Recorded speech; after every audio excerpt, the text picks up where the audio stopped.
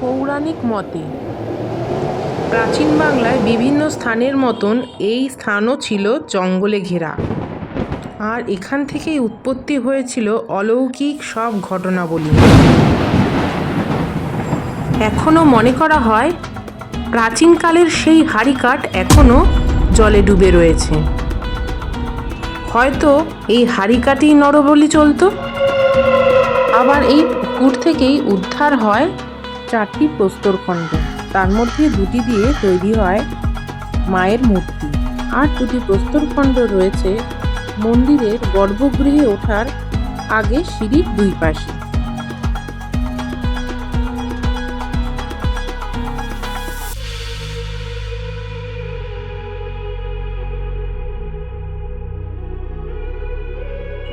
তিলোত্তমা কলকাতার চারিদিকে ছড়িয়ে ছিটিয়ে রয়েছে বহু কালী মন্দির।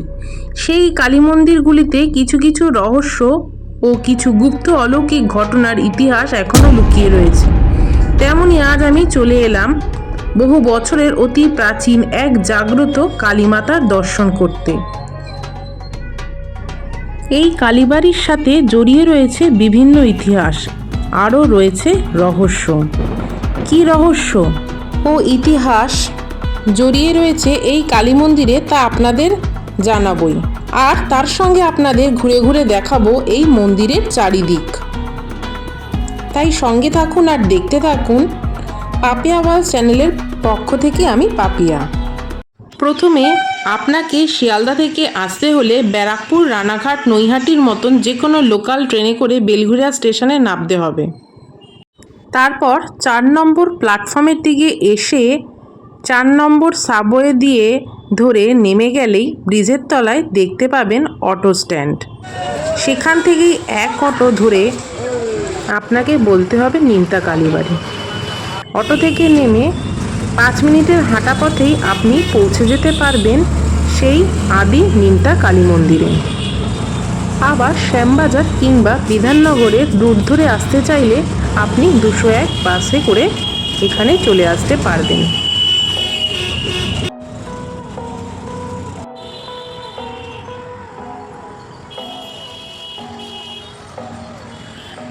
কারণ মন্দিরের একেবারে সামনেই 201 বাস স্ট্যান্ড।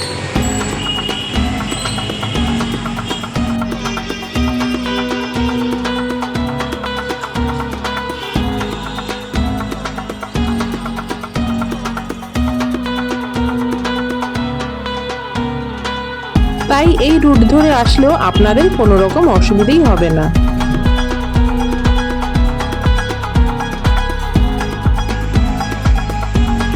আবার কেউ যদি বারাসাত লাইন ধরে আসতে চান তাহলে আপনাকে প্রথমে বিরাটিতে নামতে হবে এবং সেখানে 3 নম্বর প্ল্যাটফর্মে দিকে এসে সেখান ব্রিজের নিচ থেকে অটো ধরে এক অটো করে পৌঁছে যেতে পারেন সেই নিমতা আদিকালী মন্দিরে।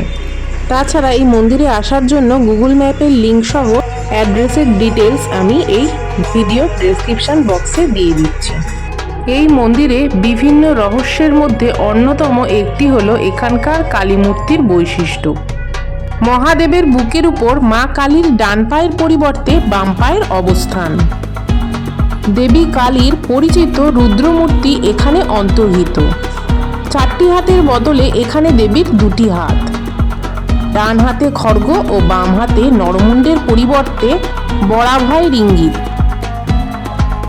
এত কিছুর ব্যতিক্রমী এই নিমতা মা কালী।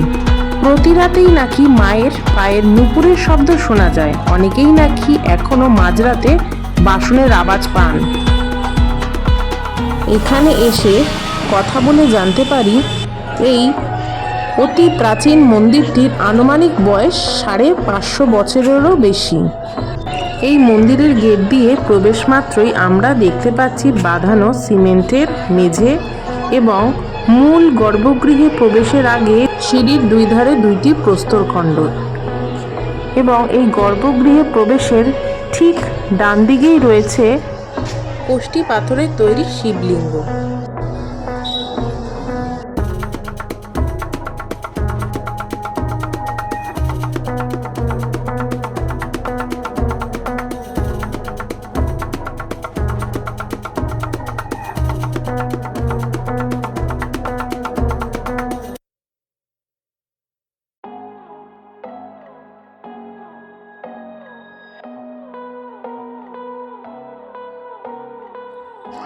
প্রবেশদ্বারের ঠিক বাম পাশেই রয়েছে হরিমণ্ডপ।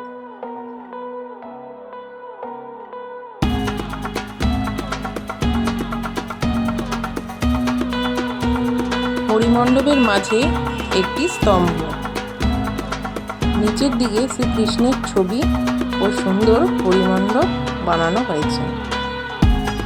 এখানে নিয়ম করে প্রতিদিন হরিনাম কীর্তন হয়।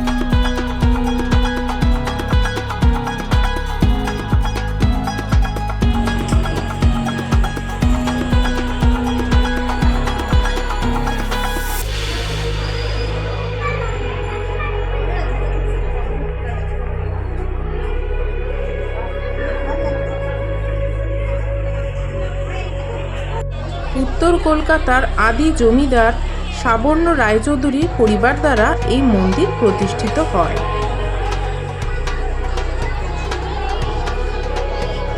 মায়ের মন্দিরের সামনে নাট মন্দির অবস্থিত। এই হরিকাঠে তবে আগে বলি হতো, এখন তা সম্পূর্ণরূপে নিষিদ্ধ।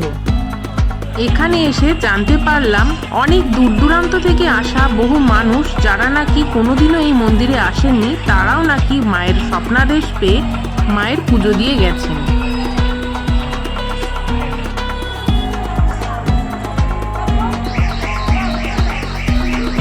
মন্দিরটি দেখলে এর প্রাচীনত্ব টের পাওয়া যায়। মন্দিরের গর্ভগৃহের পেছন দিকেই রয়েছে এই রান্নাঘরটি।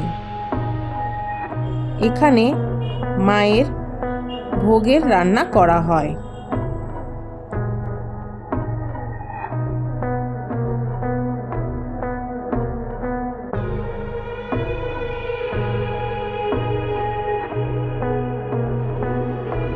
প্রতিদিনই কি এখানে ভক্তরা প্রসাদ পান এসে?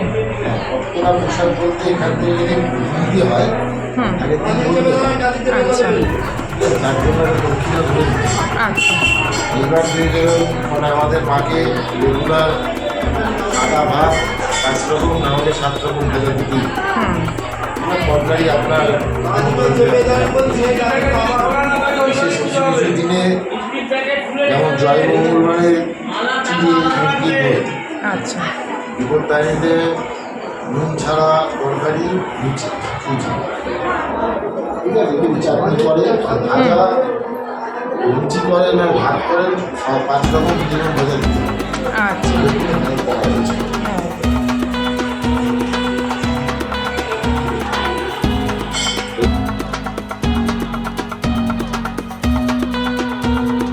আচ্ছা, মনে করুন কোনো ভক্ত 5 জন এলেন, ঠিক আছে, আগের দিন আপনার এখানে এসে বলে গেলে তাও কীরকম দিতে হবে প্রসাদ? এখানে বসে খাবেন? আচ্ছা আচ্ছা, ঠিক আছে, বাজার করে দিন একদম। হ্যাঁ, 251 করে। আচ্ছা, তাহলে এখানে বাজার করে নিয়ে এলে এখানেই রান্নার ব্যবস্থা তো আপনাদেরই আছে? আচ্ছা, হ্যাঁ, আচ্ছা। মন্দিরের পুজোর সময় সকাল 9টা থেকে দুপুর 12:30 পর্যন্ত এবং সন্ধ্যারতি সন্ধ্যা 6টা থেকে রাত 8টা পর্যন্ত। তবে বিশেষ বিশেষ দিনে সময় পরিবর্তিত হয়। আর আপনারা তো শুনলেনই, কেউ যদি এই মন্দিরের ভোগ প্রসাদ গ্রহণ করতে চান তাহলে আগের দিন এসে মন্দির কর্তৃপক্ষের সঙ্গে কথা বলে যেতে হবে। এই মন্দিরের ঠিক উল্টো দিকেই রয়েছে গঙ্গা মন্দির, আর সেই গঙ্গা মন্দিরের ঠিক পেছনেই রয়েছে সেই প্রাচীন পুকুর। এই গঙ্গা মন্দিরে ওঠার জন্য 2টি সিঁড়ি রয়েছে। এই মন্দিরটি সত্যি খুবই সুন্দর।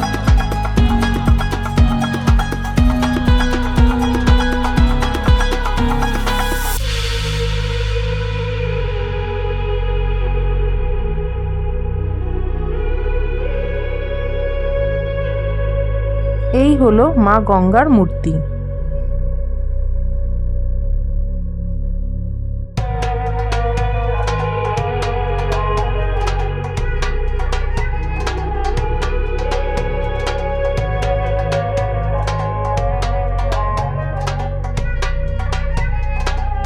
এই গঙ্গা মন্দিরের ঠিক নিচেই রয়েছে সেই পুকুর, যেই পুকুর থেকে সেই 4টি প্রস্তরখণ্ড উঠেছিল। আচ্ছা, প্রতিদিন আপনি এখানেই বসেন? হ্যাঁ, আমি এখানেই বসি, মানে ফুলবাগানে থাকি, এখানেই বসি। আচ্ছা, মানে এখানে ভক্তরা এলে ফুল টুল আপনার এখান থেকেই নিতে পারবে, হ্যাঁ, আমার এখান তাই তো? থেকেই পাই। হ্যাঁ। আর এমনি মন্দিরের কোনো কিছু দরকার হলে মানে কাজ গুছি গাছি দিই। এখানে গঙ্গা মন্দির সকালবেলা এসে একটু ধোয়াই, পরিষ্কার করি, হাত দিই। তারপরে ধরো বাসন্তী পুজো আমি নিজের হাতে মালা গেঁথে মাকে পড়াই, মায়ের সব পুজোর আয়োজন করি। এখানে জগদ্ধাত্রী পুজো হয়, সেটাও আমি করি, নিজের হাতে আয়োজন করি, পুরো বিক্রি করি, মায়ের কাজও করি, মাকে সাজাই। আর এমনি মন্দিরে কিছু পরিষ্কার পরিচ্ছন্ন যতটা পারি চেষ্টা করি। আচ্ছা, মোটামুটি আপনার এখান থেকে পুজোর ডালি নিতে গেলে কি কি দেন আপনি ডালির মধ্যে? আমি এমনি রোজ দিন ফুল, বেলপাতা, তুলসী পাতা, জবা, মায়ের হচ্ছে জবা, আচ্ছা, এটা দিই। এবার কেউ হয়তো একটা পদ্ম চাইলো, পদ্ম দিলাম, কেউ হয়তো দু একটা ফল চাইলো, সেই ফলটা দিলাম, এরকমই দিই। তা মোটামুটি কিরকম আপনার ডালি নিতে গেলে এখান থেকে? আমার ডালি নিতে গেলে ফুলের মালা বুঝে দাম 10 টাকারও আছে, আবার 5 টাকারও মালা আছে, 50 টাকারও আছে। সে মালা নেই জবা ফুল, না আচ্ছা। না আচ্ছা। তাহলে সেখানেই আপনার যে 10 টাকার যেটা বলছেন ফুলের মালা নিল, সঙ্গে ধূপকাঠি, মোমবাতি কিছু? সেগুলো নিলে 30 এরকম 5 টাকা ধূপকাঠি আছে, হ্যাঁ, 5 টাকার মোমবাতি আছে। আচ্ছা, মোটামুটি মনে করুন 50 টাকার মধ্যে ভালো 50 মতো। টাকার মধ্যে ফুল যখন ফল যেমন টল দাম দিয়ে? সেই বুঝে কেনা বেচে। আচ্ছা আচ্ছা, ধরো এখন দামটা বেশি, হ্যাঁ। এখন 108-এর মালা ধরে রাখো, কেউ 70 টাকা নিচ্ছে, কেউ 100 টাকা নিচ্ছে, আবার আমি 50 টাকাও বিক্রি করি। আচ্ছা, ঠিক আছে। আর এই সে ধূপকাঠির প্যাকেট এগুলো যেমন 7 টাকা করে আছে, 7 টাকা করে আছে, আচ্ছা। আবার এগুলো 5 টাকা করে আছে, আবার 3 টাকারও বিক্রি করি। আচ্ছা। আবার মোমবাতি 2 টাকা থেকে 10 টাকা অবধি বিক্রি করি। আচ্ছা, যে যেমন চায় সে আপনার এখান থেকে পাবে। তারপরে আগরবাতি আছে। আচ্ছা, সমস্তটাই পুজোর সামগ্রী মোটামুটি আপনার এখান থেকেই পাওয়া যায়। ঠিক আছে। এই রকম জানা অজানা অলৌকিক রহস্য ঘেরা মন্দিরের ভিডিও যদি দেখতে চান তাহলে অবশ্যই আমার চ্যানেলটিকে সাবস্ক্রাইব করে নোটিফিকেশানে ক্লিক করে লাইক ও শেয়ার করে দেবেন। আজকের জন্য তবে টাটা।